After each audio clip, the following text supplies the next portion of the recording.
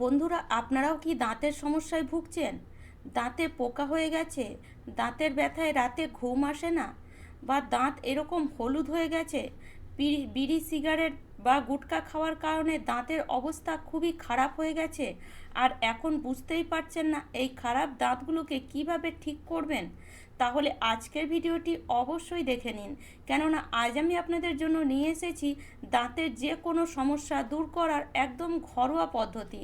যদি এই ঘরোয়া টিপস বা এই ঘরোয়া রেমেডিটি আপনি একবার ইউজ করেন, তাহলে আপনার দাঁতে যে কোনো সমস্যা দূর হয়ে যাবে। তো এখানে আমি নিয়ে নিয়েছি, দেখুন, সামান্য একটু লবণ, হাফ চামচ থেকেও কম।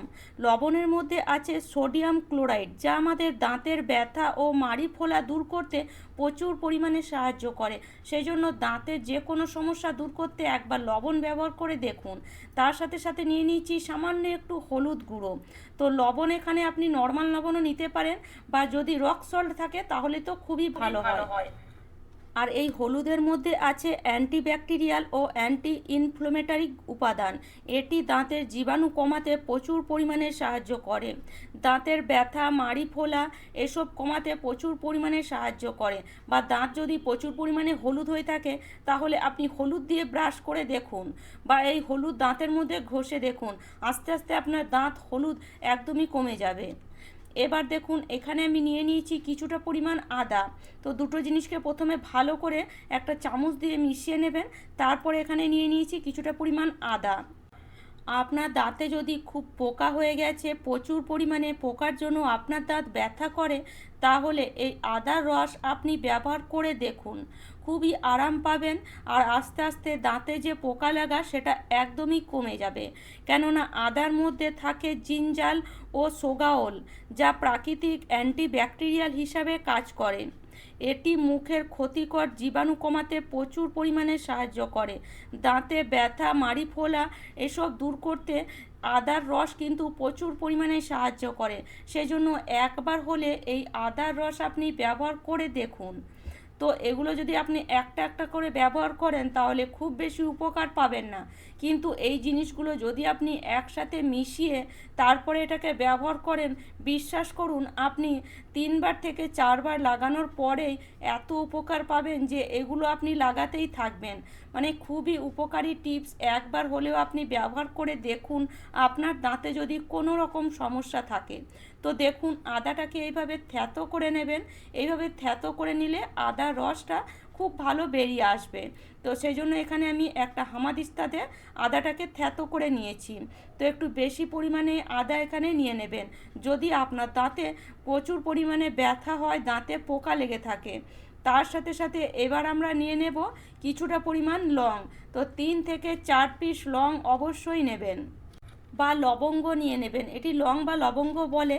তো এই লং বা লবঙ্গ যদি আপনি ইউজ করেন, বিশ্বাস করুন, আপনার দাঁতে যদি হঠাৎ করে প্রচুর পরিমাণে ব্যথা উঠেছে, এই লবঙ্গ আপনি ওই দাঁতের মাঝে একটু লাগিয়ে দেখুন, দেখবেন ব্যথা কিছুক্ষণের মধ্যেই কমে যাবে। এতটা এটা উপকারী। লবঙ্গের মধ্যে থাকে ইউজেনল, যেটা প্রাকৃতিক অ্যান্টিসেপটিক ও ব্যথানাশক হিসাবে কাজ করে। দাঁতের যে কোনো জীবাণু কমাতে এই লবঙ্গ প্রচুর পরিমাণে সাহায্য করে। দাঁতের ব্যথা বা দাঁতের মাড়ি ফোলা কমাতে কিন্তু এই লবঙ্গ প্রচুর পরিমাণে সাহায্য করে। তো লবঙ্গটাকে যদি এইভাবে আপনি থ্যাতো করে নেন, তাহলে কিন্তু খুবই তাড়াতাড়ি কাজ দেয়। সেই জন্য এখানে 3 থেকে 4 পিস লবঙ্গ থ্যাতো করে নিলাম। এবার দেখুন, এখানে আমি নিয়ে নেব সামান্য একটু কর্পূর। এই যে এক টুকরো কর্পূর নিয়েছি, এই এক টুকরো কর্পূরের সামান্য একটু, খুব বেশি নয়, দেখতে আমার হাতটাকে আপনারা একটু খেয়াল করে দেখুন, দেখুন কতটুকু নিয়েছি। এই সামান্য একটু কর্পূর যদি আপনি ফেলে দেন, তাহলে আপনার মুখে যদি কথা বললে, আপনার মুখে, অনেকের মুখে কি হয়, গন্ধ দেয়, পায়রিয়া হয়ে থাকে যদি, তাহলে এই কর্পূর ব্যবহার করে দেখুন। মানে আপনার মুখের যে গন্ধভাব বা আপনার মুখে যদি রক্ত পড়ে, সব কিন্তু কমে যাবে যদি এই সামান্য একটু কর্পূর আপনি এই সব জিনিসের সাথে মিশিয়ে দেন। তো এবার কি করব, সব জিনিসগুলোকে ভালো করে এইভাবে মিশিয়ে নেব। এখানে আমরা যে যে জিনিসগুলো ব্যবহার করেছি, আমাদের দাঁতে কোনো রকম ক্ষতি করে না, বিশ্বাস করুন। আর আপনার দাঁতে কিন্তু খুব তাড়াতাড়ি মানে রিমুভ হবে। আপনার দাঁতে যে কোনো সমস্যা খুব তাড়াতাড়ি কিন্তু সলভ হবে। তার সাথে সাথে এখানে নিয়ে নিলাম সামান্য একটু সর্ষের তেল। আর এই সর্ষের তেল যদি আপনি ব্যবহার করেন 100% আপনার দাঁত যদি হলুদ হয়ে থাকে, আপনার হলুদ ভাব খুব তাড়াতাড়ি কেটে যাবে।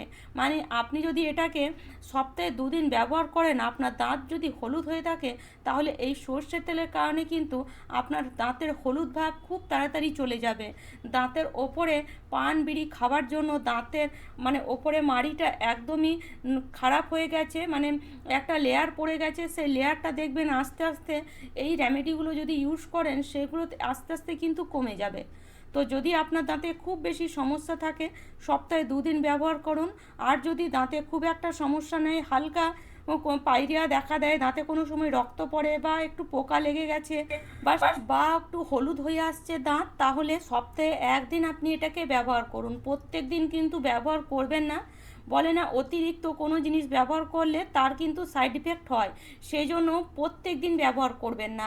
সপ্তাহে 1 দিন, যদি দাঁত খুব বেশি খারাপ হয়ে না থাকে, আর যদি দাঁত খুব বেশি খারাপ হয়ে থাকে তাহলে সপ্তাহে 2 দিন সকালে ঘুম থেকে ওঠে আগে এটা দিয়ে আপনি ব্রাশ করুন।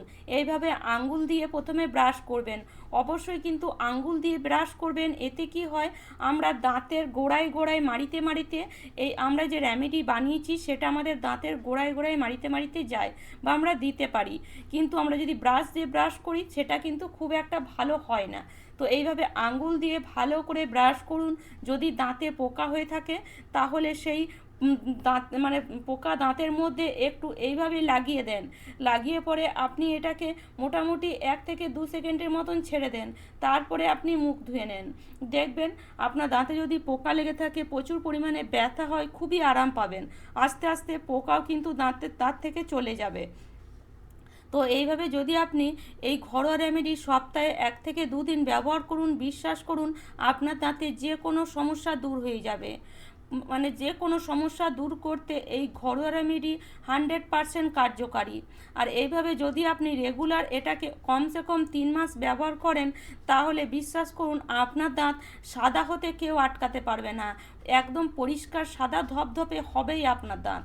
তো এভাবে ব্রাশ করার পরে তারপরে আপনি ভালো করে মুখটাকে ধুয়ে নর্মাল আপনি যে টুথপেস্ট ব্যবহার করেন প্রত্যেক দিন সেটা দিয়ে একটু ব্রাশ করে নেন।